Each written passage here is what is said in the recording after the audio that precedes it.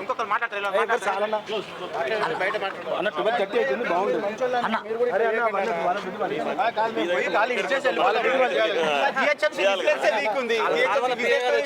బయట మాట్లాడుకోరు తీసుకోండి అన్న టైం అయిపోతుంది సార్ వాళ్ళు కూడా వెళ్ళిపోతారు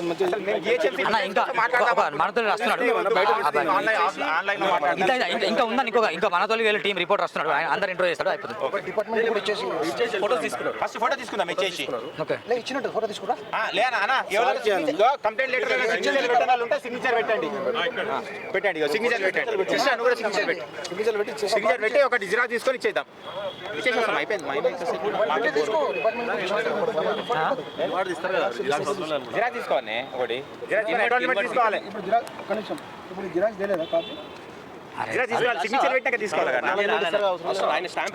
మనం ఉండాలి సబ్జెక్ట్ ఏముంది అన్నది ఒకటి ఉండాలి కదా రేపు మనం సీఎం వాళ్ళు కూడా సబ్మిట్ చేయాలనుకుంటూ ఉండాలి కదా మనకు పక్కకు వచ్చాను ఏం చెప్తారు మీకు ఇంతవరకు హెల్ప్ చేస్తున్నాం కదా ఏం చెప్పాలి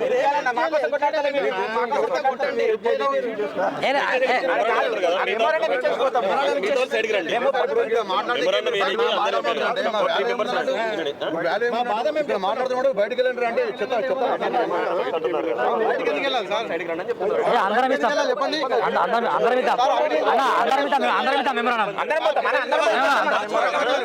అందరం పోయి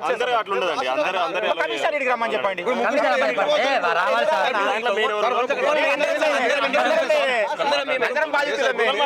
ఉంటారు ఇప్పుడు ఒక్కరు మాట్లాడండి ఒక్కరు ఇద్దరు అంటే బయటికి ఒక్కరిద్దరు అంటే అది అందరం పోతే మనకు అది ఉంటుంది కదా సార్ ఇద్దరు ముగ్గురు పోతే బయట నిలబడాలి ఎంతమంది కూడా అనుకుంటుందా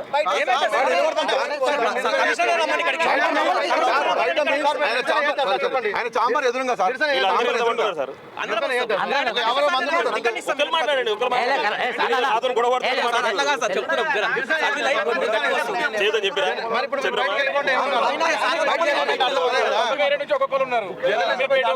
ఎవరైతే మీ దాంట్లో లీడర్షిప్ ఉన్నారో వాళ్ళు త్రూ అవుట్ సిటీ వచ్చిండ్రు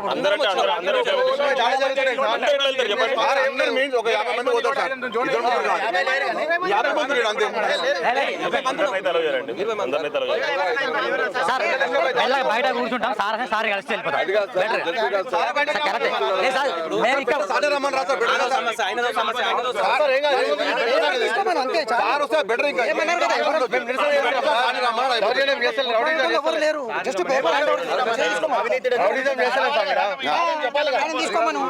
రౌడీజం చేస్తలే ఇట్లా చేస్తే ఎట్లా 4-5 మంది తెలుసు కదా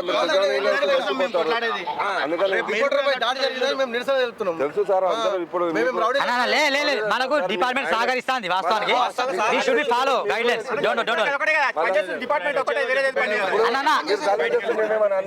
సార్ మాకు ఇన్స్ట్రక్షన్ ఇచ్చినట్టు సార్ బెటర్ సార్ బయటకు వస్తే మంచి ఈజీగా ఉంటుంది సార్ ఈజీగా ఉంటుంది ఇప్పుడు ఇంతమంది అంతమంది ఇప్పుడు పోలీసు వాళ్ళు అడుగుతున్నారు ఎవరు పోతారో వాళ్ళే 5 మంది కాదు సార్ అందరం వెళ్తాం మేము నేను ఒక్కని రాను సార్ నేను ఒక్కని ఎందుకు వస్తా అందరం కలిసి వెళ్దాం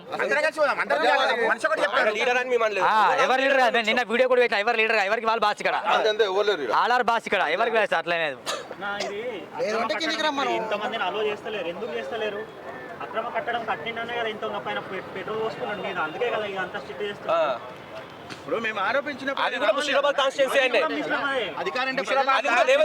ఇప్పుడు మీరు కూడా కాల్ చేయండి ఏసీపీకి అసలు ఫోన్ ఎత్తాడు అసలు మాట్లాడలేదు ఏ అధికారులు ఫోన్ ఎత్తారు మళ్ళీ ఎందుకు డైరెక్ట్ పోతారు వార్నింగ్లు ఇస్తారు పిఎస్కి ఇస్తామంటారు కేసు పెడతామంటారు మమ్మల్ని చంపేస్తామంటారు చాలా ఉన్నాయి ఇట్లా వాళ్ళని ఫోకస్ చేయాలనే మేమే వాళ్ళకి మనమే వారధిలా పనిచేస్తాం మనమే దాడులు చేస్తుంటాం సార్ ఇడికే రాలన్నారు అక్కడ ఈయన కూర్చున్నాం కమిషనర్ కంపల్సరీ బయటికి రావాలి మనం ఈయన కూర్చుంటాం అంతే పోలీసులు కొట్టినా సరే సార్ మీరు కొట్టినా సరే సార్ మేము ఈయన ఉన్నాం మీరు కొట్టినా సార్ మేము ఈయన ఉంటాం పోలీసులకు కొట్టినా సరే మేము ఈయన ఉన్నాం అంటున్నాను సార్ ఒక నిమిషం అంతే సార్ వర్షం వస్తే హైదరాబాద్ మునుగుతుంది సార్ మీకు అంతా తెలుసు కదా సార్ తెలుసు కాబట్టి మేము వీడికి తీసుకొచ్చిన కమిషనర్ దృష్టికి కమిషనర్ రాకుండా ఎట్లా మమ్మల్ని పంపిరే కమిషనర్ అనేది పిలువురి ఇక మేము పోకపోతే ఆయన మేము చేసేందుకు ఇక వాస్తవం కదా సార్ సార్ ఉన్నది మా కోసమే సార్. మమ్మల్ని పట్టించుకోకపోతే సామాన్య ప్రజలు ఏం పట్టించుకుంటారు సార్? నాకు అర్థమైంది.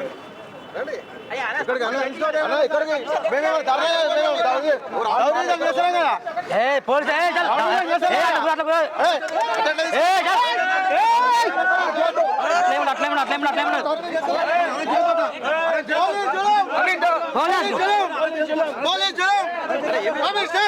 అదే చేస్తా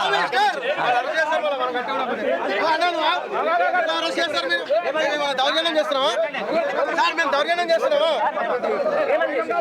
రౌడీలం కాదు సార్ మేము. సార్ రౌడీలం కాదు కదా.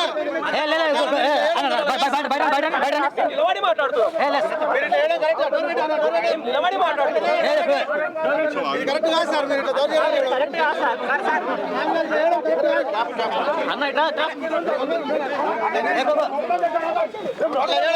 సార్. ఇట్లా కాదు sir. Journalism sir. Reporter sir. మమ్మల్ని ఇట్లా చేయకూడదు.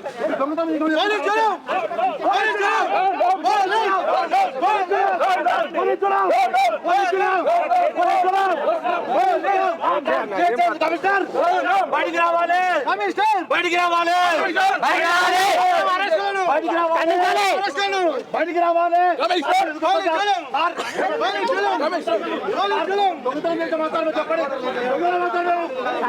అర్థం చేసుకోవాలి. రౌడీలం కాదు సార్. ఏమన్నా రౌడీలం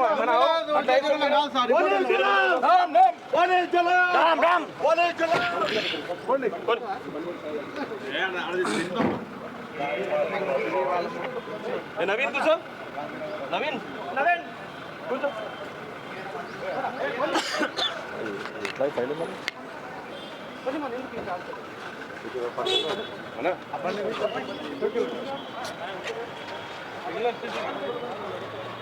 మనం కూర్చుందాం బట్ ఇక్కడ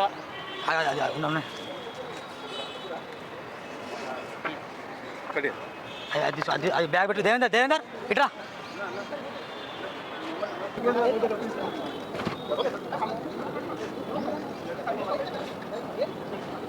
గ్రేటర్ హైదరాబాద్ మున్సిపల్ కార్పొరేషన్లో జరుగుతున్న అవినీతి పైన ఫైట్ చేయడానికి నడుము బిగించాం. వాస్తవానికి ఇక్కడ ఒక 20 మంది వరకు ఉన్నాం. ఇంకా కొందరు జాయిన్ అవుతున్నారు. గ్రేటర్ హైదరాబాద్ మున్సిపల్ కార్పొరేషన్ కాదు, మున్సిపల్ కరప్షన్ అనే ఒక నినాదం మేము తీసుకొచ్చాం. ఎందుకంటే ప్రభుత్వ అధికారులు నిజంగా వాళ్ళ జీతం కోసం వాళ్ళు పనిచేయాలి, కానీ సమాజాన్ని మొత్తం నాశనం చేస్తాను. తెలంగాణ రాష్ట్రంలో ఒకవైపు అప్పు పెరుగుతుంది, కానీ వీళ్ళ జేబుల్లో మాత్రం కోట్లాది కోట్ల రూపాయలు దంచుకొని తింటాను.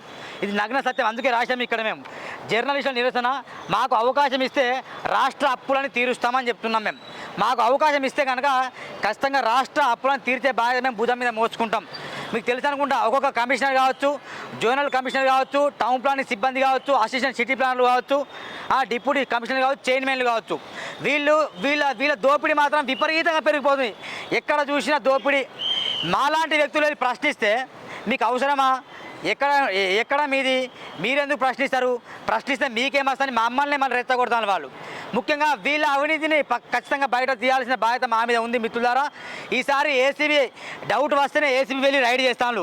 మేము ఏమంటామంటే మా టీం మీడియా వ్యాప్తంగా ఒకటే డిమాండ్ చేస్తున్నాం. డౌట్ వచ్చినా రాకపోయినా ఒకసారి జిఎస్ఎంసీలో పనిచేస్తున్న ఉద్యోగులందరి మీద కూడా ఏసీబీ రైడ్ జరిపితే కనుక కనీసం తెలంగాణ రాష్ట్రంలో అప్పులన్నీ క్లియర్ అయిపోతాయి. మళ్ళీ మాట్లాడదాం మిత్రులారా, మాట్లాడే ప్రయత్నం చేద్దాం. ఇక్కడ మా రియాజ్ కావచ్చు, మన మిత్రులు వీళ్ళందరూ ఆర్కే, సురేష్, రామకృష్ణ, మా మిత్రులందరూ ఇక్కడ నిలబడి వాళ్ళ ప్లక్కడ చదువుతా వినిపించాను. ఇక్కడ అధికారుల అవినీతిని ప్రశ్నిస్తే రిపోర్టర్లను బెదిరిస్తాను. ఇది ముమ్మాటి నిజం. అధికారుల అవినీతి ప్రశ్న రిపోర్టర్ శాపంగా మారింది. అక్రమంగా సంపాదించిన 100 కోట్లకు పరుగుల అధికారులు, ఇది ముమ్మాటి నిజం మిత్రులారా. జిఎస్ఎంసీ అధికారుల అవినీతి ప్రభుత్వం స్పందించదా? మరి ప్రభుత్వం స్పందించాలి కదా. మరి వాళ్ళ అవినీతి పైన ప్రభుత్వం స్పందించలేదా? బయట టీ కొట్టు పెడుతున్నావు, బజ్జీల బండి పెడుతున్నావు, వెంటనే ట్రాఫిక్ పోలీసు వాళ్ళు వచ్చో లేకుండా జిఎస్ఎంసీ అధికారులు వచ్చి కూల కొడతారు. మరి 100ల కొద్ది భవనాలు ఒక జోన్లో అక్రమంగా నిలుస్తున్నా కానీ ఎందుకు స్పందించట్లేదు? జిఎస్ఎంసీ అంటే గ్రేటర్ హైదరాబాద్ మున్సిపల్ కార్పొరేషన్ కాదు, కరప్షన్. వాస్తవానికి అది ఇక్కడ డెఫినేషన్ మార్చాలి. ఇక్కడ కార్పొరేషన్ తీసేసి కరప్షన్ అని పెట్టాలి. మొక్క కరప్షనే. పత్రికల్లో వచ్చిన అవినీతి అక్రమాలపై ఉన్నతాధికారుల మౌనం ఎందుకు? మా మిత్రుడు ఆర్కే ప్రజాప్రశ్న నుండి దాదాపు రోజుకో 10 బిల్డింగ్లు అక్రమంగా నిలుస్తున్నాయని వార్తలు రాస్తాడు. కానీ ఆ వార్తలు మొత్తం ఏమైపోతాయి? గంగలు కలిసిపోతున్నాయి. చెత్త బుట్టలు వేస్తాను. పేరుకే ప్రజావాణి, ప్రజావాణి, ప్రజాప్రభుత్వం, ప్రజాపాలన. ఏం పీకనిక ప్రజాపాలన? ఎందుకు ప్రజాపాలన? అధికారులు ఏం చేస్తున్నారు? ఇలాంటి వందల కొద్ది ఫిర్యాదులు ఇచ్చాం. ఇక ఉన్న జర్నలిస్ట్ అందరూ కలిసి దాదాపు ప్రజావాణి ఏర్పడ్డప్పటి నుండి 2 yearsలో వందల కొద్ది ఫిర్యాదులు ఇచ్చింది. కానీ దాంట్లో సాల్వ్ అయిన ఎన్ని సాల్వ్ కానీ ఎన్ని? మరి మీ ఆస్తులు ఎట్లా పెరుగుతున్నాయి? అక్రమంగా సంపాదించిన 100 కోట్లకు ప్రజలు అధికారులు వదిలేస్తారా? మరి వదిలేస్తారన్నట్టే. పత్రికల్లో వచ్చిన అవినీతి దగ్గర ఉన్నతాధికారి మౌనం ఎందుకు? ఏసీబీ అధికారులు జిహెచ్ఎంసీలో అవినీతి అధికారులను పట్టించుకోరా? మరి పట్టించుకుంటలేదు. మరి ఇక మున్సిపల్ శాఖలో కోట్లల్లో అవినీతి పట్టించుకునేది ఎవరు? మరి ఎవరు పట్టించుకుని సమాధానం చెప్పండి. ఇక్కడ సమస్య తీర్చకుండానే తప్పుడు మెసేజ్ ఇస్తున్న జిహెచ్ఎంసీ అధికారులు. నిజంగానే మేము ఫిర్యాదు చేస్తే రిజాల్వ్లోనే మెసేజ్ వస్తుంది. రిజాల్వ్ ఎట్లా రిజాల్వ్ అవుతుంది? మీరు అమ్ముడు పోయి మీరు కకృతి పడి డబ్బులు కాసిపడి మీకు మీరే మా ఫిర్యాదుగా కొట్టేస్తాను. కానీ ఒకసారి మాట్లాడే ప్రయత్నం చేద్దాం మిత్రులు. ఇక్కడ ఒక్కొక్కరితో మాట్లాడే ముందు ఆర్కే అన్న ప్లీజ్ వెల్కమ్. ఒకసారి చెప్పండి అన్న, ఏంటి వాటి విషయం? జిహెచ్ఎంసీలో మొత్తం అవినీతిమయమైంది. జిహెచ్ఎంసీలో ఉన్న అవినీతి అధికారులను ఫస్ట్ ఏరేయాలన్నది మా ఉద్దేశం. ప్రభుత్వం వచ్చింది, మార్పు రావాలి, ప్రభుత్వం రావాలన్నారు. ప్రభుత్వం వచ్చింది, మార్పు తెచ్చింది, కానీ మార్పు తెలియదు. మారింది ప్రభుత్వం వచ్చింది, రేవంత్ ప్రభుత్వం వచ్చింది. రేవంత్ ప్రభుత్వం వచ్చిన తర్వాత కూడా అవినీతి విపరీతంగా పెరిగిపోయింది. ముఖ్యంగా ఏంటంటే ఈ మున్సిపల్ శాఖకు ముఖ్యమంత్రి రేవంత్ రెడ్డి గారు ప్రాతినిధ్యం వహిస్తున్నారు. ఆయన ప్రాతినిధ్యం వహిస్తుంటే అది ప్రక్షాళన కావాలి, ప్రక్షాళన కాలేదు, ఇంకా అవినీతిమయమైంది. గతంలో 100% ఉండి ఇప్పుడు 1000% అవినీతిమయమైంది. జోనల్ కమిషనర్ పట్టించుకోడు, జిహెచ్ఎంసీ కమిషనర్ పట్టించుకోడు, డిప్యూటీ కమిషనర్ సాక్షాత్ అవినీతిలో పాల్పడాడు. మనం ఆ రిపోర్టర్ వివరణ కోడితే deputy commissioner Musheerabad deputy commissioner Ramanjaneyulu Reddy ఇష్టం వచ్చినట్టు తిట్టిండు. నీ అంత చూస్తా, నీ సంగతి చూస్తా, అందుకే ఈ నిరసన వ్యక్తం చేస్తున్నాం. ఆయన ఇప్పటివరకు సస్పెండ్ చేయలేదు. అందులో అదే మున్సిపల్ దేవేందర్ అని చెప్పి సెక్షన్ ఆఫీస్ మన ఏసీపీ ఉండు, ఆయన దాదాపు 300 కోట్ల పైన ఆస్తులు ఉన్నాయంట. 300 కోట్లకి పైననే ఉన్నాయంట, ఇంకా తక్కువ లేదంట. ఆయన అక్రమాస్తులని వెంటనే చెప్తా, ఆయన రిటైర్మెంట్ దగ్గరలో ఉండు, వెంటనే ఇప్పుడు ఆయన అక్రమాస్తులని జప్తు చేయాలి. ఎందుకంటే ఒక్క ఏసీపీ 300 కోట్లు సంపాదించినట్టు ఎంత అవినీతి పాల్పడ్డాడు. ఇట్లా ఓన్లీ జిహెచ్ఎంసీలు ఉన్న అవినీతి అధికారులను ఏరేస్తే రాష్ట్ర బడ్జెట్ అప్పు వెళ్ళిపోతుంది. ఖచ్చితంగా ఈ ఉద్యమం ఇలాగే ఉంటుంది, కొనసాగే అవకాశం ఉందా? నెక్స్ట్ ఇది అయిపోయిన తర్వాత ప్రతి జోన్లో మేము ఇదే నిరసన వ్యక్తం చేస్తాం. మాకేమొద్దు, మేము రాసిన ఆర్టికల్స్ మీద మీరు స్పందించండి, అవినీతికి కొమ్ము కాయకండి, మీరు అక్రమాల మీద స్పందించండి. మాకేం కొమ్ము కాయమనట్లేదు, మేము రాసిన ఆర్టికల్స్ ఉన్నాయి, వాటి మీద స్పందించండి, మాకు వివరణ చేయండి, మున్సిపల్ చట్టాన్ని ఇంప్లిమెంట్ చేయండి. మేము మాకోసం మున్సిపల్ చట్టాన్ని ఇంప్లిమెంట్ చేయమంటున్నా అంటే ప్రతి ఒక్క బిల్డింగ్ దగ్గర పర్మిషన్ కాపీ ఉండాలి. పర్మిషన్ కాపీ పెట్టారు, వీళ్ళు సీజ్ చేస్తారు, తెల్లారి తీసి వర్క్ చేస్తుంటారు, బయట చున్నాలు వేసుకుంటుంటారు, అక్రమాలు చేస్తారు. సీసీ రోడ్డు వేస్తాడు, అసలు క్యూరింగ్ చేయడు, బిల్ పాస్ అవుతుంది. అట్లా ఎన్నో రోడ్లు నాశనం అయిపోయినాయి. మీరు 100 కోట్లు పెట్టే మున్సిపల్ శాఖకు 1000 కోట్లు పెట్టినామంటారు. నగరంలో ఎన్ని రోడ్లు చక్కగా ఉన్నాయి, ఎన్ని గుంతలు ఎంతమంది పడి చనిపోతున్నారు. మళ్ళీ మీరు బడ్జెట్ పెట్టిరు, దాన్ని ఎవరు చూసుకోవాలి? అధికారులే కదా. మళ్ళీ అధికారులు అందరూ అవినీతి మాయమైతే ఎవరు చూసుకుంటాడు? సామాన్యుడే కదా ఇబ్బంది పడుతుంది. సామాన్యుని ప్రాణాలు పోతున్నాయి కదా, వీఐపీల ప్రాణాలు పోతలేవు. అధికారులకు ప్రతి ఒక్కరికి మీరే గవర్నమెంట్ కార్లు ఇస్తుర్రు, మీరే డీజిల్ ఇస్తుర్రు, ఏసీ రూమ్ ఇస్తుర్రు. వాళ్ళు చేసేది అవినీతి చేస్తున్నారు, జీతాలు తీసుకొని మరి అవినీతి చేస్తున్నారు. తెలంగాణ వ్యాప్తంగా ఓన్లీ పోలీస్ డిపార్ట్మెంట్ తప్పించి ఏ శాఖ చక్కగా పనిచేస్తలేదు. పోలీస్ డిపార్ట్మెంట్ ఇంత చాలా వరకు బెటర్, ఎందుకంటే ప్రతి సమస్య కష్టం వచ్చిన వాళ్ళ దగ్గరికే పోతాం. మొత్తం వీళ్ళని అడ్డం పెట్టుకొని, పోలీస్ డిపార్ట్మెంట్ అడ్డం పెట్టుకొని ప్రతి ఒక్క మున్సిపల్ శాఖ అధికారి అధ్యయనం చేస్తున్నాడు. కాప్రాల శ్రీధర్ చైర్మన్, ఆయన యాక్చువల్లీ ఒక హ్యాండ్ లేదు, ఆయన చైర్మన్ ఎట్లా పెట్టారు, సింగిల్ హ్యాండ్తో ఆయన ఎట్లా డ్యూటీ చేస్తాడు? ఆయన కూడా యూనియన్ లీడర్ అంటే ఆయన కూడా మొత్తం ప్రాతినిధ్యం వహిస్తుండు, మొత్తం అవినీతి మాయమైపోయాడు. ప్రతి ఒక్కరు అవినీతి మాయమైతే ఇక మళ్ళీ నీతి న్యాయం చట్టం ఇవ్వడానికి మున్సిపల్ శాఖను ఎత్తేసేయండి, అంతే. మున్సిపల్ శాఖ అవసరం లేదు. అందరు అక్రమ నిర్మాణాలు చేసుకుంటే మీ మున్సిపల్ శాఖ ఎందుకు? పోనీ అందరు అక్రమ నిర్మాణం చేసుకోవాలని ఇంత కట్టేశారని చెప్పి ఒక రేటు పెట్టుకోసారు. అసలు మేము రాసే బాధ్యత మాకుండదు, రాసే సమస్య మాకుండదు కదా. మళ్ళీ మాట్లాడే ప్రయత్నం చేద్దాం, టైం కూడా అవుతుంది. చెప్పండి, మీ పేరు? నా పేరు కీర్తి సంతోష్ రాజు, ప్రజాప్రశ్న రిపోర్టర్ని. అవును. గ్రేటర్ హైదరాబాద్లో భారీ అక్రమ నిర్మాణాలు జరుగుతున్నాయని చెప్పి రోజు దినపత్రికల్లో కథనాలు వచ్చినా కూడా ఏ అధికారి కూడా స్పందిస్తలేడు. కారణం ఏమిటి అని చెప్పి అధికారులను అడిగితే సమాధానం లేదు. ఏమనంటే మాకు సుప్రీంకోర్టు ఆర్డర్ ఉంది, జిహెచ్ఎంసీ కమిషనర్ గారు చెప్పారు, వాళ్ళు సీజింగ్ చేయమని చెప్తున్నారు, కూర్చోద్దని చెప్తున్నారు. సరే సీజింగ్ చేస్తున్నారు, సీజింగ్ చేసినాక ఏం చేస్తున్నారు? మళ్ళీ అక్కడ పనులు అయితే లేవా? సీజింగ్ చేసినాక గంటకు బోర్డు తొలగించి మళ్ళీ పనులు చేస్తున్నారు. మళ్ళీ ఎందుకు ఆ సీజింగ్ ఎందుకు? అధికారులు బోర్డు పెట్టడం ఎందుకు? దేనికన్నా ఒకటి కరెక్ట్ వర్క్ చేయండి సార్. మీరు ప్రజాపాలన అని చెప్పి రేవంత్ రెడ్డి గారు పెట్టారు, ప్రజలకు అది సుఖంగానే ఉంది, కానీ సమస్యలు ఎక్కడక్కడే ఉన్నాయి, సమస్యలు పరిష్కరిస్తలేరు కదా. రిపోర్టర్లు మేము ఏదైనా సమస్య రాస్తే రిపోర్టర్లకు బెదిరింపులు, మళ్ళీ ఏం చేయమంటారు చెప్పండి? ఎవరు చెప్పాలి? అధికారులకు చెప్తే అధికారులు స్పందిస్తలేదు. జోనల్ కమిషనర్కి ఫిర్యాదు ఇచ్చినాము, డీసీలకు ఫిర్యాదు ఇచ్చినాము, ఎవరికి ఇచ్చినా కూడా ఎవరి పాలన అందరూ దోచుకుంటారు, అందరూ అక్రమార్కులే. ఇలాంటి వారిపై చట్టపరమైన చర్యలు చేపట్టండి. ఇష్టం వచ్చిన రిపోర్టర్లను బెదిరించి మాట్లాడి చేయడం ఎందుకు? ఏసీబీ దాడులు చేపియండి, ఎంక్వైరీ చేపియండి. ప్రజల సొమ్మే కదా. అవును. ప్రజల సొమ్ము అధికారులు ఎందుకు ఇంతగానం తీసుకుంటారు? జీతాలు మీరు ఒక్కొక్కరికి లక్షల్లో జీతాలు ఇస్తున్నారు, కార్లు ఇస్తున్నారు, ఇచ్చినా కూడా బంగ్లాలు ఇచ్చినా కూడా ఎక్కడ కూడా అధికారులు ఎక్కడ కూడా వర్క్ ఎక్కడ నడుస్తుంది ఏంటనేది కూడా అధికారులు తెలియదు. ఇక చైర్మన్లు అయితే ఇష్టం వచ్చినట్టు వాళ్ళకి ఏది వస్తే అది డబ్బులు మూస్తారు, పని చెప్పిస్తారు. వాళ్ళే చెప్తారు అన్న సున్నాలు వేసుకోరు, ఎవరు రారు, రిపోర్టర్లు వస్తే మేము చూసుకుంటామని చెప్పేసి. ఇక ఎందుకు మీరే ఒక రేటు పెట్టండి, G+2 పర్మిషన్ తీసుకుంటే ఈ రేటు, తర్వాత ఒకటి పెడితే ఒక రేటు అని చెప్తే ఎవరికి ఏ బాధ్యత ఉండదు కదా. గవర్నమెంట్ కన్నా డబ్బు వస్తుంది కదా. మేము ఏమంటున్నాము, గవర్నమెంట్ ఇప్పటికి ట్యాక్సులు హైదరాబాద్లో ఇంత పెద్ద హైదరాబాద్ ఉంది, ఎప్పుడో మా తాతల ముత్తాతల నాటి ట్యాక్సులు ఇప్పటికి వస్తున్నాయి. ఒక్కొక్క ఇంటికి 500, 1000 రూపాయలు వస్తాయి. కమర్షియల్ బిల్డింగ్లకు 2000, 3000, 10,000 రూపాయలు వస్తున్నాయి. ఎందుకు వస్తున్నాయి? ఫంక్షన్ హాల్ ఉన్నాయి. ఒక్కొక్కటి మా దగ్గర లిస్ట్ ఉంది. ఫంక్షన్ హాల్ లిస్ట్ ఆర్టీఐ అడిగితే కూడా ఎవరు ఇస్తలేరు. ఎందుకు ఇస్తలే? ఆర్టీఐ మీద సమాధానం అడిగితే కూడా అధికారులు ఇస్తలేరు. ఎందుకని? ఫంక్షన్ హాల్స్ ఉన్నాయి, అవన్నిటి మీద ఒక్కొక్కటి ట్యాక్స్ ఎంత తక్కువ అంటే ఘోరాతి ఘోరం. వీటి మీద ట్యాక్స్ ఇంప్లిమెంట్ చేయండి సార్. ట్యాక్స్ ఇంప్లిమెంట్ చేస్తే హైదరాబాద్లో డెవలప్మెంట్ ఎందుకు కాదు?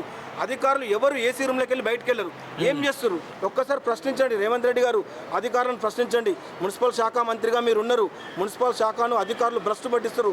మీరేమో ప్రజల కోసం ప్రభుత్వం రావాలని చెప్పి రేయింబావులు కష్టపడి కాంగ్రెస్ పార్టీని అధికారంలోకి తీసుకొచ్చారు. కానీ ఈ అధికారులు అదే టీఆర్ఎస్ ప్రభుత్వంలో దున్నపోతుల లెక్క తిన్నారు. అదే చాష్ట ఉంది.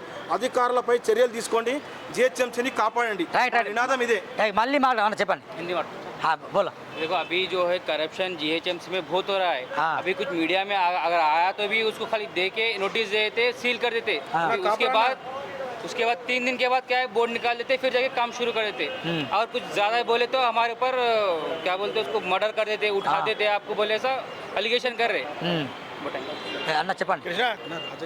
ఈ జిహెచ్ఎంసీ పరిధిలో ఉన్నటువంటి ఈ కార్పొరేటర్లు కానీ అధికారులు కానీ అందరూ లంచాలకు ఎగబడేసి ఎవరికి దోచినంత వాళ్ళు దోచుకుంటున్నారు తప్ప ప్రజలకు సేవ చేద్దాము అనే నాయకులు కానీ అధికారులు కానీ ఈరోజు కనిపించట్లేరు.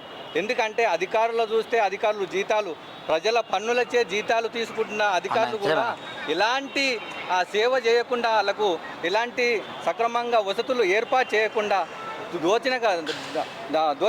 వచ్చిన కాడికి దండుకుంటూ మామూలు ప్రజలను పీడిస్తున్నారు తప్ప ఎలాంటి సేవ చేసే కార్యక్రమాలు మాత్రం అధికారులు కానీ పాలకులు కానీ ఎవరు చేయట్లేదు. ఈ విషయంపై ఎన్నోసార్లు వార్తా కథనాలు వచ్చినా మీడియా ముఖంగా తెలిపిన బహాటంగానే ప్రజలు ఇంత ఇచ్చినాము, ఇతనికి ఇంత ఇచ్చినాము, చైర్మన్కి ఇంత ఇచ్చినాము, ఏసీపీకి ఇంత ఇచ్చినాము, కమిషనర్కి ఇంత ఇచ్చినాము అని చెబుతున్నా కానీ అధికారులు మాత్రం ఎలాంటి చర్యలు తీసుకోకుండా ఈ యొక్క గ్రేటర్ హైదరాబాద్ మున్సిపల్ కార్పొరేషన్ కానీ సర్కిళ్లలో కానీ లోపలికి మీడియా ప్రతినిధులు ఎవరు రావద్దు, మీరు వస్తే మమ్మల్ని ప్రశ్నిస్తే మేము మీపై కేసులు పెడతాము, ఈ విధంగా ఇలాంటి కార్యక్రమాలు చేసుకుంటూ వాళ్ళ యొక్క అవినీతి కోట్లల్లో పోతున్నాయి కానీ తప్ప కోట్లలో దండుకుంటారు తప్ప ఈ యొక్క ప్రజలకు సేవ చేసే అధికారులు కానీ నాయకులు కానీ ఈ రోజులలో కనుచూపు మేరలో కూడా కనిపించట్లేదని చెప్పేసి చెప్తున్నాను. ఎందుకంటే ప్రజలు వాళ్ళకు ఉన్నటువంటి ఆస్తులు కాపాడుకోనికే తప్ప ఆస్తులు సంపాదించుకోనికే తప్ప వేరే ఉద్దేశపరంగా ఈ యొక్క రాజకీయంగా మాత్రం వాళ్ళు ఏం చేయట్లేదు. అధికారులు ఇప్పుడు ఒక అధికారి కానీ ఒక నియోజకవర్గ ఎమ్మెల్యే కానీ ఫోన్ చేసినట్టయితే లైవ్లో ఫోన్ చేసినట్టయితే ఫోన్ ఎత్తని పరిస్థితి. ఆ యొక్క స్థానికులకు ఎలాంటి న్యాయం చేయట్లేరు. వాళ్ళకు తొందర రండి అన్న. Commissioner down down, commissioner down down, జర్నలిస్టుపై దాడులను, జర్నలిస్టుపై దాడులను.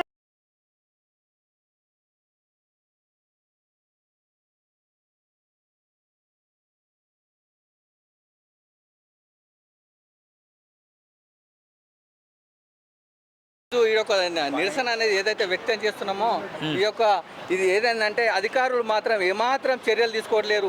ఒక జర్నలిస్టు అనే వ్యక్తి సొసైటీలో జరుగుతున్న అక్రమాలను ఏవైతే అవకతవకలు ఉన్నాయో వీటిని బయట పెడితే వాళ్ళపై అక్రమ కేసులు పెట్టడము ఇలా అణిచివేతకు గురి చేస్తున్నారు తప్ప వాళ్ళ యొక్క ఏదైతే అధికారం ఉన్నదో అధికార పరంగా ఎలాంటి సక్రమంగా కార్యక్రమాలు చేయట్లేదు. కాబట్టి ఈరోజు జర్నలిస్టులు అంటే వాళ్ళు ప్రశ్నిస్తూనే ఉంటారు, రోజు ప్రశ్నిస్తూనే ఉంటారు.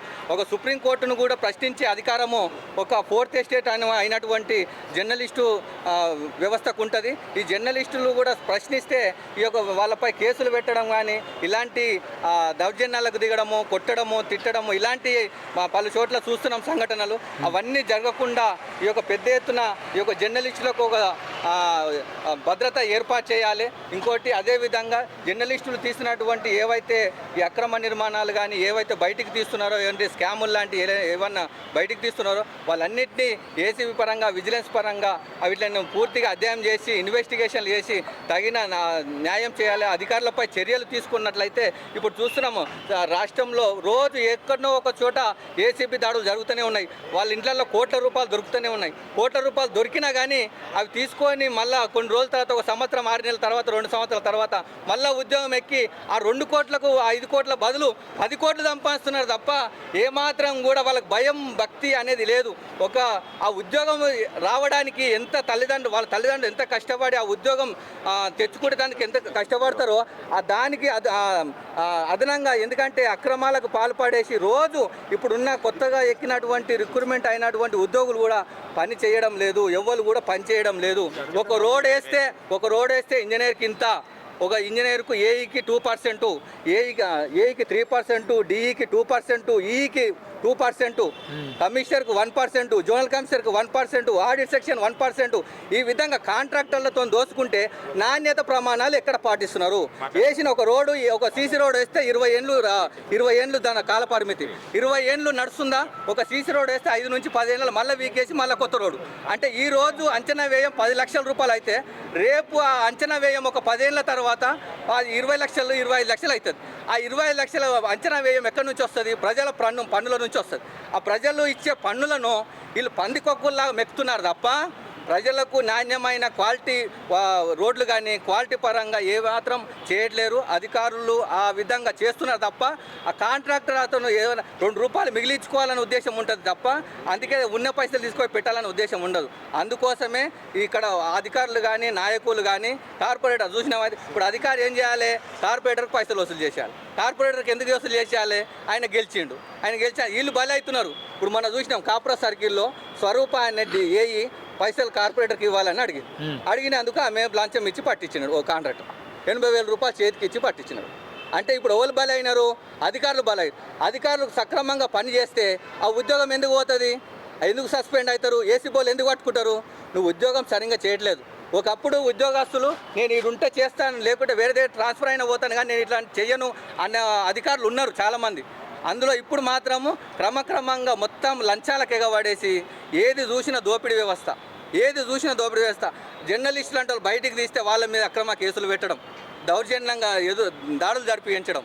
ఈ విధంగా ఇంకో అవసరమైతే ఇప్పుడు గ్రేటర్ హైదరాబాద్ మున్సిపల్ కార్పొరేషన్ ఉంది ఇక్కడ, ఈ లోపలికి రానియకపోవడం. ఏదైనా ఆర్టీ యాక్ట్ వేస్తే దాని గురించి వివరణ ఇవ్వాలంటే కాలయాపన చేయడం, సరిగ్గా ఆర్టీ యాక్ట్ను వాళ్ళు అడిగిన సమాచారాన్ని ఇవ్వకపోవడం. ఇలా ప్రతి ఒక్క దేంట్లో చూసినా లంచం.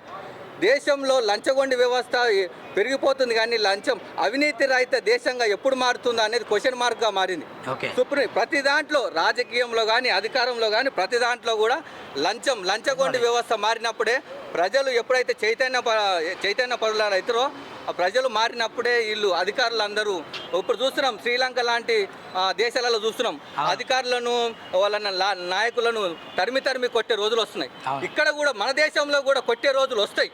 ఎందుకంటే రాబో రోజుల్లో అధికారులు పనిచేయకపోయినా నాయకులు పనిచేయకపోయినా గల్లా పట్టుకొని కొట్టే రోజులు త్వరలోనే వస్తాయి. అది 5 నుంచి 15 ఏళ్ళ కానీ అది త్వరలో రాబోతుంది. ఎందుకంటే అధికారులు ఒక సామాన్యుడు ఒక దరఖాస్తు పెట్టుకుంటే దాన్ని పరిశీలించి ఆయనకి ఏం కావాలనే రోజులు గతంలో ఉండేది. ఈ రోజు ఒక దరఖాస్తు పెట్టుకుంటే దాన్ని పరిశీలించడం కాదు కదా, చెత్తబుట్టలో చేసే రోజులు ఉన్నాయి ఈ రోజులు.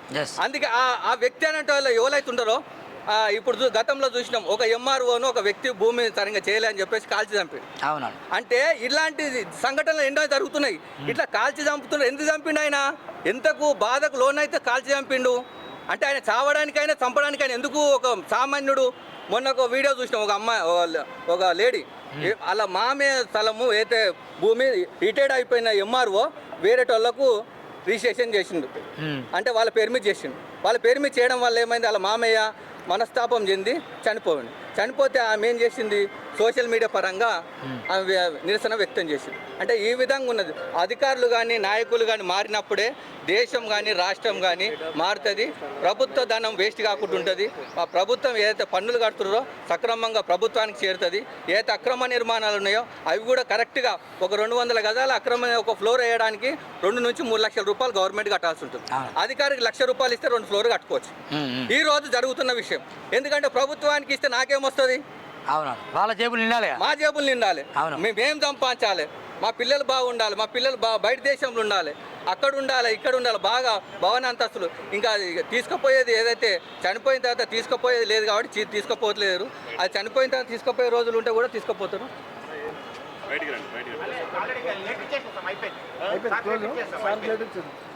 ఇంకొకరు మాట్లాడతారు అన్న 12:30 అవుతుంది, బాగుంది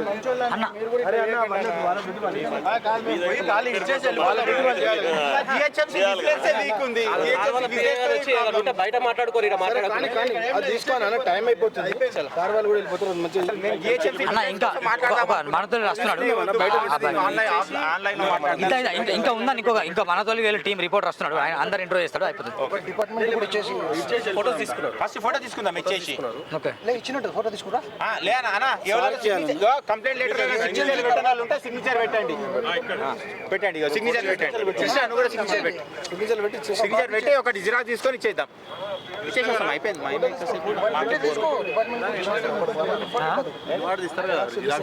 జిరాక్స్ తీసుకోవాలి, ఒకటి జిరాక్స్ తీసుకోవాలి, ఇప్పుడు జిరాక్స్ చేయలేదా కాపీ? సిగ్నేచర్ పెట్టాక తీసుకోవాలి కదా. మనం ఉండాలి కదా, సబ్జెక్ట్ ఏముంది అన్నది ఒకటి ఉండాలి కదా. రేపు మనం సీఎంఓలో కూడా సబ్మిట్ చేయాలనుకుంటూ ఉండాలి కదా మనకు. పక్కకు వచ్చాడు అన్న. ఏం చెప్తారు సార్, మీకు ఇంతవరకు హెల్ప్ చేస్తున్నాం కదా, ఏం చెప్పాలి?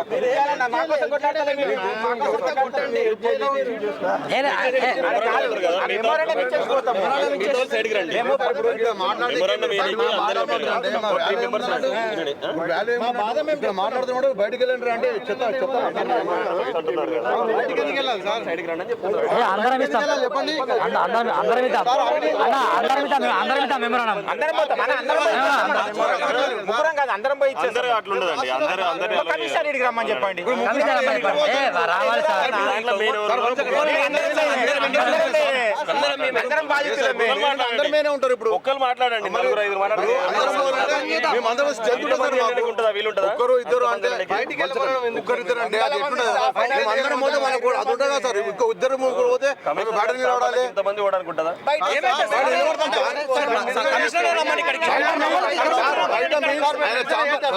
ఆయన చాంబర్ ఎదురుగా సార్, సార్ మాట్లాడండి,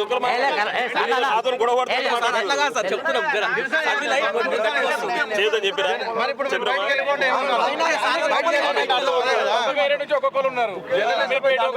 ఎవరైతే మీ దాంట్లో లీడర్షిప్ ఉన్నారో వాళ్ళు త్రూ అవుట్ సిటీ వచ్చిండ్రు. అందరూ అందరూ ఒక 50 మంది పోతారు సార్, ఇద్దరు ముగ్గురు కాదు. 50 మంది అంతే.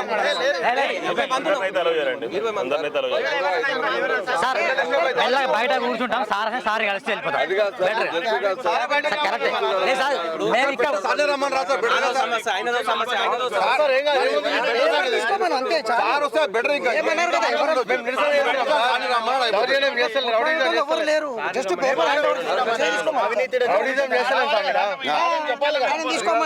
మేమేం రౌడీజం చేస్తలే, మీరు ఇట్లా చేస్తే ఎట్లయినా 45 మంది తెలుసు కదా, మీరు అందుకని తెలుసు సార్. అందరూ ఇప్పుడు మనకు డిపార్ట్మెంట్ సహకరిస్తుంది వాస్తవానికి. We should be follow guidelines. Don't department ఒకటే, వేరేది పని సార్ మాకు ఇన్స్ట్రక్షన్ ఇచ్చినట్టు సార్ బెటర్ సార్ బయటకు వస్తే మంచి ఈజీగా ఉంటుంది సార్, అది చాలా ఈజీగా ఉంటుంది. ఇప్పుడు ఇంతమంది అంతమంది ఇప్పుడు పోలీసు వాళ్ళు అడుగుతున్నారు, సార్ వస్తారు, సార్ వస్తే కదా ప్రజావాణి ఉందనే వచ్చినాం, ప్రజావాణిలోనే ఎవరు పోతారో వాళ్ళే. 5 మంది కాదు సార్, అందరం వెళ్తాం మేము, అందరం వెళ్తాం. సమస్యలు తీర్చని ఎవరు వస్తలేడు. నేను ఒక్కని రాను సార్, నేను ఒక్కని ఎందుకు వస్తా? అందరం కలిసి వెళ్దాం. అందరం కలిసి పోదాం. అందరం కాదు, మనిషి ఒకటి చెప్తాడు. లీడర్ అని మేము అనలేదు. ఎవరు లీడర్ కాదు, నేను నిన్న వీడియో కూడా పెట్టిన. ఎవరు లీడర్ కాదు, ఎవరికి వాళ్ళు బాస్ ఇక్కడ, ఆలార్ బాస్ ఇక్కడ, ఎవరికి వేస్తా అట్లనేది. ఇంతమందిని అలో చేస్తలేరు, ఎందుకు చేస్తలేరు? అక్రమ కట్టడం కట్టిందనే కదా ఇంత ఉన్న పైన పెట్రోల్ పోసుకున్నాడు మీద, అందుకే కదా ఇక అంత స్ట్రిక్ట్ చేస్తున్నారు. ఇప్పుడు మేము ఆరోపించిన అది కూడా ముషీరాబాద్ కాన్స్టిట్యున్సీ అండి. అధికారం అది కూడా దేవేందర్ పైనే. ఇప్పుడు మీరు కూడా కాల్ చేయండి ఏసీపీకి, అసలు ఫోన్ ఎత్తాడు. అసలు మాట్లాడలేదు. దాదాపు 20 ఏ అధికారులు ఫోన్ ఎత్తారు, మళ్ళీ ఎందుకు అన్న ఇక్కడ ఆఫీసర్లు ఫోన్లు ఫోన్ ఎత్తారు, ఎందుకు? మాట్లాడారు, డైరెక్ట్ పోతారు, ఎందుకు? వార్నింగ్లు ఇస్తారు, పిఎస్కి ఇస్తామంటారు, కేసు పెడతామంటారు, మిమ్మల్ని చంపేస్తామంటారు, వాళ్ళని ఫోకస్ చేయాలంటే చాలా ఉన్నాయి ఇట్లా. వాళ్ళని ఫోకస్ చేయాలనే మేమే వాళ్ళకి ఏది చేయాలన్నా మనమే వారధిలా పనిచేస్తాం, మనమేనే దాడులు చేస్తుంటాం. కమిషనర్ సార్ ఇడికే రాలన్నారు, అక్కడ ఈయనే కూర్చుందాం. కమిషనర్ కంపల్సరీ బయటికి రావాలి, మనం ఈయన కూర్చుంటాం అంతే. పోలీసులు ఏం కొట్టినా సరే సార్, మీరు కొట్టినా సార్ సార్ మేము ఈయన ఉంటాం సార్. అన్ని గ్రూప్లలో పెట్టేసారు. మీరు కొట్టినా సార్ మేము ఈయన ఉంటాం. పోలీసు వాళ్ళకు మీరు సహకరినా సార్ మేము ఈయన ఉంటాం అంటున్నాను. కమిషనర్ సార్ బయటికి రమ్మ. సార్ వచ్చుకోండి ఒక్క నిమిషం అంతే. సార్ వర్షం వస్తే హైదరాబాద్ మునుగుతాంది సార్ అక్రమ కట్టడాల వల్ల. మీకు అంతా తెలుసు కదా సార్. తెలిసి కాబట్టి మేము ఇడికి తీసుకొచ్చిన కమిషనర్ దృష్టికి. కమిషనర్ రాకుండా ఎట్లా మమ్మల్ని పంపిరే, కమిషనర్ అనేది పిలువురి. ఇక మేము పోకపోతే ఆయన మేము చేసేందుకు ఇక వాస్తవం కదా సార్ ఉన్నది మా కోసమే సార్. మమ్మల్ని పట్టించుకోకపోతే సామాన్య ప్రజలు ఏం పట్టించుకుంటారు సార్? నాకు అర్థమవుతుంది.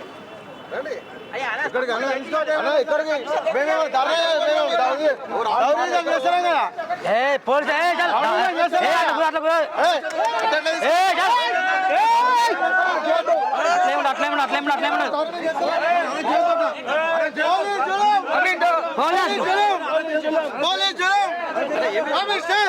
అదే చేస్తాను.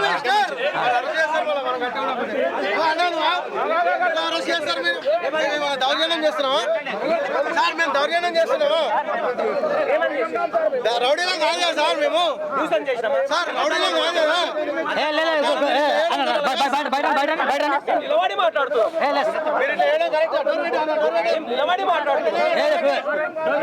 కరెక్ట్ కాదు సార్, మీరు ఇట్లా దౌర్జన్యం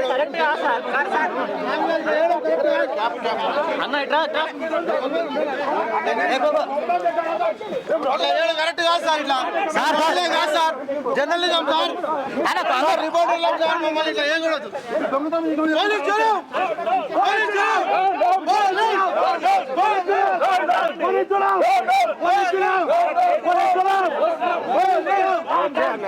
కమిషనర్ బయటికి రావాలి, కమిషనర్ బయటికి రావాలి,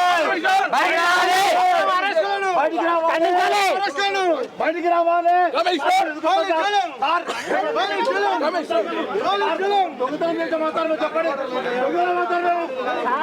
అర్థం చేసుకోవాలి. రౌడీలో కాదు సార్, ఏమన్నా రౌడీలో ఏమన్నా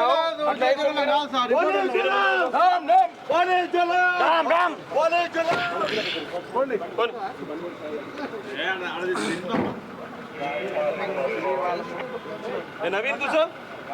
నవీన్ కూర్చో.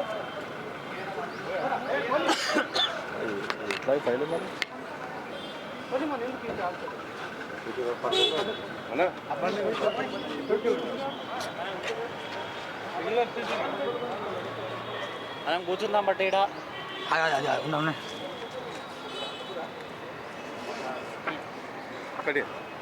అది బ్యాగ్ పెట్టు. దేవేందర్ ఇట్రా. ప్రజలకి ప్రభుత్వానికి వారధిగా ఉన్న జర్నలిస్టులపై ఇలాంటి అక్రమ కేసులు పెట్టడం ఎంతవరకు సమంజసమని ఈరోజు మేము ఇక్కడ నిరసన వ్యక్తం చేస్తున్నాము. మొన్న జరిగిన సంఘటన ఏంటంటే అసిస్టెంట్ కమిషనర్ గారు ఒక రిపోర్టర్పై దుర్భాషలు ఆడడము ఇలాంటివి చేయవచ్చా అధికారులు? మేమేమైనా రాస్తే ఇది తప్పని మమ్మల్ని అంటున్నారు. చిన్న వాటికి మమ్మల్ని కేసులు పెడుతున్నారు, అక్రమంగా మమ్మల్ని నిర్బంధిస్తున్నారు. కానీ పెద్ద వాళ్ళు కోట్లల్లో స్కాములు చేస్తున్న వాళ్ళని ఎవరు ఏమనట్లేదు. ఇది ఎందుకు ఇలా జరుగుతుంది? ఇది ప్రభుత్వం పట్టించుకోవాలి. కంపల్సరీ మా అందరికి కూడా న్యాయం చేయాలి. ఒక 2 ఎగ్జాంపుల్ చెప్తాను నేను. మొన్న ఒక అధికారి, పేరు చెప్పను, మొన్న ఒక అధికారి కొన్ని కోట్లు సంబంధించిన రూమ్లో పెట్టి కాల్ చేసిండు. ఆయన ఎక్కడ భయమైపోయిండు. ఇలాంటివి మేము బయటకు తీస్తున్నామని చెప్పి మా మీద అక్రమ కేసులు పెడుతున్నారు. నిన్న ఒక కార్పొరేటర్, ఒక సర్పంచ్ 17 కోట్లు పెట్టి ఖర్చు పెట్టిండు. ఇది ప్రూఫ్లు ఉన్నాయి మా దగ్గర. 17 కోట్లు, 4 కోట్లు ఖాళీ మద్యానికే ఖర్చు పెట్టిండంట. 40,000 ఒక్కొక్క ఓటుకి ఇచ్చిండంట. 40,000 ఇది పత్రికల్లో వచ్చినది, మేము చెప్తున్నది కాదు, పత్రికల్లో వచ్చింది. ఇది కావాలంటే ప్రూఫ్లు చూసుకోండి. ఇలాంటి వాళ్ళని మేము బయటకు తీస్తే ఇది తప్పులా? మరి ఏం చేయాలి? జర్నలిస్టులు ప్రశ్నించొద్దా? జర్నలిస్ట్ అనేటోడు ఉన్నాడే ప్రశ్నించడానికి. కోర్టు కూడా, సుప్రీంకోర్టు కూడా అదే చెప్పింది, ప్రశ్నించే హక్కు జర్నలిస్టుకు ఉంది, జర్నలిస్టుకు మాత్రమే ఉందని. మేము ప్రశ్నించకపోతే ఎవరు ప్రశ్నించాలి? పబ్లిక్ ఏ విధంగా తెలియాలి ఇది చెప్పండి? ప్రతిరోజు ఒక అక్రమ కేసుల్లో ఇరికి అధికారులు పట్టుబడట్లేదా? లంచాలు తీసుకొని పట్టుబడట్లేదా? ఇది తప్పు కాదా? మేమే తప్పులు చేస్తున్నామా? మా మీద ఎందుకు ఈ అక్రమ నిర్బంధనలు? ఇదే విధంగా సాగితే మేము దీన్ని తీవ్రంగా తీసుకెళ్తామని మనం చేస్తున్నాం. చెప్పండి అన్న. నా పేరు నరేష్ బుచ్చిరెడ్డి, జర్నలిస్ట్ని. జర్నలిస్ట్ అనేవాడు ప్రభుత్వానికి, ప్రజలకి వారధిలో ఉంటాడు. అలాంటి జర్నలిస్టులపై భౌతికంగా దాడులు చేయడం, అక్రమ కేసులు పెట్టడం ఇది కరెక్ట్ అయిన పద్ధతి కాదు. ఎందుకంటే జర్నలిస్టులు ప్రశ్నించడం మా హక్కు, రాజ్యాంగం కల్పించిన హక్కులలో మాకు కూడా ఉంది. అందుకే మేము జర్నలిస్టులమై మేము హక్కుల కోసం పోరాడుతున్నాం. మేమేం రాస్తున్నాం, రాస్తాం, కరెక్టే చెప్తాం, ప్రజలకు తీసుకెళ్తాం. ప్రభుత్వం చేస్తున్న తప్పులని ప్రజలతో తీసుకెళ్తాం. అన్యాయంగా అక్రమ కేసులు పెట్టి నిర్బంధించినంత మాత్రాన మమ్మల్ని ఆపలేరు. మీరు ఇలాంటి పనులు చేస్తే మేము సహించేది లేదు. అక్రమ కేసులు అన్న ఇంకెవరు చెప్తారు? మాట్లాడతా అనిల్, దేవేందర్. అవినీతి అధికారులు ఎంతమంది ఉన్నా ఏసీబీ అధికారులు ఎందుకు పట్టించుకోవడం లేదు? వెంకటరెడ్డి గురించి చెప్పు, నీకు పోతే ఏమన్నాడు? వెంకటరెడ్డి అనేటోడు మిమ్మల్ని బెదిరించాడు, నిజమేనా? భౌతికంగా బెదిరిస్తున్నారు. ఏదైనా రాస్తే ఎందుకు రాసినానని చెప్పేసి మా మీద అక్రమ కేసులు పెడుతున్నారు, మమ్మల్ని ఇబ్బంది పాలు చేస్తున్నారు. జర్నలిస్టం అయ్యుండి మేము ప్రజలకు సహకరిస్తూ నిజమైన వార్తలే రాస్తూ ముందుకెళ్తుంటే మా మీద అక్రమ కేసులు పెడుతున్నారు. ఏసీబీ అధికారులు ఇలాంటి అవినీతి అధికారులని ఎందుకు పట్టించుకోవడం లేదు? రోజుకి ఎంతోమంది అవినీతి అధికారులను పట్టుకుంటున్న ఏసీబీ జిహెచ్ఎంసీలో జరుగుతున్న అవినీతి గురించి ఎందుకు ప్రశ్నించడం లేదు? ఎందుకు మీరు వీటి మీద చర్యలు తీసుకోవడం లేదు? ఈ అవినీతి అధికారులకు ఇన్ని లక్షల కోట్ల రూపాయలు ఏ విధంగా వస్తున్నాయి? ఒక్కొక్క అధికారికి శాలరీ కంటే మించి అధిక ఆస్తులు ఎందుకున్నాయి? వీటిపై మీరు ఎందుకు చర్యలు తీసుకోవడం లేదు? ఇదండి మాట్లాడే ప్రయత్నం చేద్దాం. మళ్ళీ అన్న చెప్పండి, వాటి వాటన్నా మీ మీద కూడా ఇనిషియేట్ జరిగిందట, నిజమా? విషయంలో ఈ ముఖ్య కారణం, ఇక్కడ మీటింగ్ జరగడానికి ముఖ్య కారణం నా విషయమే. ఓకే. అయితే ఏం జరిగిందంటే ముషీరాబాద్ సర్కిల్లో జరుగుతున్న అక్రమ కట్టడాల గురించి నేను డీసీని ఆల్రెడీ కంప్లైంట్ చేయడం జరిగింది, చెప్పడం జరిగింది, పేపర్లో వార్తలు రాయడం జరిగింది. అయినా కానీ వాళ్ళు స్పందించకపోతే నేను డైరెక్ట్గా కాల్ చేసి ఎందుకు మీరు ఇంకా స్పందిస్తలేరు, ఏమైంది అని అడిగితే అతను ఏకవచనంతో మాట్లాడి అదైతురే అని మాట్లాడడము. ఆయన పేరు రామాంజనేయులు రెడ్డి. తనకు ఏమనిపించిందేమో తెలియదు. మన చిన్న జర్నలిస్ట్, పెద్ద జర్నలిస్ట్ అని పెద్దగా మాట్లాడతారు. ఆయనకు జర్నలిస్టులను వేరే అని ఎందుకు రాస్తే తప్పంట, అతనికి తన గురించి రాయొద్దంట. ఎందుకు ఇదంతా? ఆయన ఎంతో అక్రమాలకు పాల్పడాలని చాలా మందికి తెలుసు. తను ఏకవచనంతో మాట్లాడి దూషించిన తర్వాత నేను అది మన జోనల్ కమిషనర్ గారికి కూడా చెప్పడం జరిగింది, రవికిరణ్ సార్ గారికి. రవికిరణ్ సార్ స్పందించి మెమో ఇష్యూ చేస్తా అన్నారు. కానీ ఇంతవరకు అయితే హలో రామాంజరెడ్డి సార్, ఇక్కడ మీ విషయంలో మా రిపోర్టర్లు చాలా అన్యాయంగా ధర్నా చేస్తున్నాం. ఇక్కడ మన జిఎస్ఎంసీ దగ్గర 20 మంది రిపోర్టర్లు. మీరు మా మిత్రులని బాగా బెదిరిస్తాను సార్, చంపేస్తాం, మర్డర్ చేస్తామని. లోపేట ఇక్కడ అందరు ధర్నా చేస్తాం సార్, జిఎస్ఎం సార్ వస్తారా? లైవ్లో మాట్లాడతాం మీతోని. లేదు సార్, మీరు ఎందుకు సార్ ఇట్లా ఎందుకు చేస్తాను సార్? మీ అధికారం హలో కట్ చేస్తాను, ఇగో రామాయణ కట్ చేస్తాను, ఫోన్ చేస్తాను, లైవ్లో కాయేసిన. ఇంత బల్పా రామాయణ గారు? 10 ఉందని బల్పా ఇయమా గర్వమా? కాల్ చేస్తే కట్ చేస్తాను, మళ్ళీ ప్రశ్నిస్తే కట్ చేస్తాను. ఇప్పుడు లైవ్లో కాల్ చేసిన ఆయన నా దగ్గర ఉన్న రికార్డింగ్ ఆయన చెప్తారు, లోపల పనిపిస్తా అని ఏకవచనంతో మాట్లాడి, అరే ఎక్కువ మాట్లాడకరా నువ్వు అని నన్ను అంటాడు అతను. ఇంత ఘోరంగా మాట్లాడుతుంటే ఇక ప్రజలకి ఏం చేస్తారు? విజిటింగ్ అవర్స్ 3 to 5 PM అని పెడతారు. ఆ టైంకి పోతే ఎవడు ఉండడు అక్కడ, ఎవరు ఉండడు. రాయొద్దంట, రాస్తే తప్పంట. అంటే డెవలప్మెంట్ చేసేటివే రాయాలా? మీకు జోక్తూ ఉండాలా? మీరు చేసే తప్పుల గురించి రాస్తే మా గురించి ఇట్లా మాట్లాడతారా మీరు? ఇది ఎక్కడ కరెక్ట్? ఈ విషయాన్పై కమిషనర్ గారికి వినతి పత్రం ఇవ్వడానికి వచ్చాము. కమిషనర్ గారు స్పందిస్తారా లేరా అనేది వేచి చూస్తాము. దీన్ని మాత్రం ఇష్టపైతే లేదండి, ఇంకా ముందుకు వెళ్తాము. చాలా పెద్ద స్థాయిలో దీనిపై పోరాటం చేస్తాం. ఇంకా మాట్లాడతా దగ్గర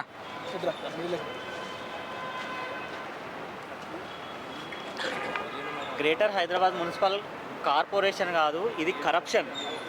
ఒక జోన్లో 100 బిల్డింగ్లు కన్స్ట్రక్షన్ అయితే అందులో దాదాపుగా 90 బిల్డింగ్లు ఇల్లీగల్గా అవుతున్నాయి. ఎందుకు అవుతున్నాయి? అది అక్రమ నిర్మాణం కదా. సక్రమం ఎట్లా అవుతున్నాయి? జోనల్ సార్కి, డీసీకి, ఏసీపీకి, చైర్మన్కి, టీపీఓలకి, సెక్షన్ ఆఫీసర్స్కి అందరికీ ముడుపులు ముడుతున్నాయని ఓనర్లు, బిల్డింగ్ ఓనర్లే మాకు చెప్తున్నారు. మా దగ్గర వీడియో ఎవిడెన్స్ కూడా మా దగ్గర ఉన్నాయి. మేము జోనల్ సార్కి కూడా ఎన్నోసార్లు చూపించడం జరిగింది. ఎన్ని కంప్లైంట్లు ఇచ్చినా బిల్డింగ్ ఓనర్స్కి కనీసం వాళ్ళకు ఒక నోటీస్ కూడా ఇవ్వరు, దాని మీద చర్యలు తీసుకోరు. వాళ్ళకి ప్రాపర్టీ ట్యాక్స్ కూడా డబల్ ఫైన్ వేస్తా అంటారు కానీ ఏం వేయరు. ఈ బిల్డింగ్ పేరు గ్రేటర్ హైదరాబాద్ మున్సిపల్ కార్పొరేషన్ తీసేసి దొంగల మూట అని పేరు పెట్టాలని నేను కోరుకుంటున్నా. ఇదండి మిత్రులారా, వాస్తవానికి ఇక్కడ చాలా నిజమే. అబిడ్స్లో 6వ ఫ్లోర్లో దేవేందర్ శెట్టి ఆస్తులు దాదాపు 300 కోట్ల పైగా ఉంటుంది.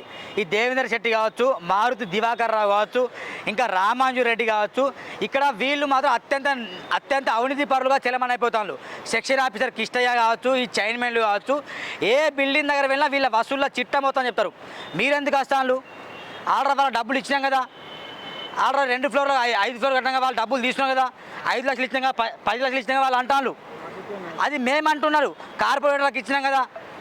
అంటే ఏం నడుస్తుంది ఇక్కడ జిహెచ్ఎంసీలా? అంటే మాలాంటి వ్యక్తులు ప్రశ్నిస్తే మమ్మల్ని బ్లాక్మెయిల్స్ అంటారు. అసలు బ్లాక్మెయిల్స్ మీరు బ్లడీ ఫూల్స్. అసలు బ్లాక్మెయిల్స్ మీరు దోచుకొని, మీరు ఫెరారీ కార్లు, మీరు బెంజ్ కార్లు, మీరు అయ్యప్ప సొసైటీలో స్థలాలు కొనుక్కొని అక్కడ కడతాను. తెలివయ్యే కథలన్నీ. ఖచ్చితంగా వీళ్ళందరిపైన ACB raids at a time జరగాలి. వీళ్ళ బంధువుల మీద, వీళ్ళ ఇళ్లల్లో ఉన్న అందరి మీద కూడా ఏసీబీ రైడ్ జరిగితే తెలంగాణ రాష్ట్రంలో అప్పులన్నీ క్లియర్ అయిపోతాయి. ఖచ్చితంగా చెప్తున్నా.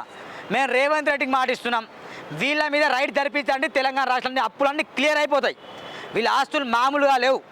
కాబట్టి ఖచ్చితంగా మేము నిరసన ఈరోజు ఆర్వి కర్ణన్ గారు జిహెచ్ఎంసీ కమిషనర్ వస్తే మా యొక్క గోడును వినిపిస్తామని ఒక ఆవేదనతో ఇక్కడ రావడం జరిగింది. ఇంకా మా మిత్రులు వస్తున్నారు.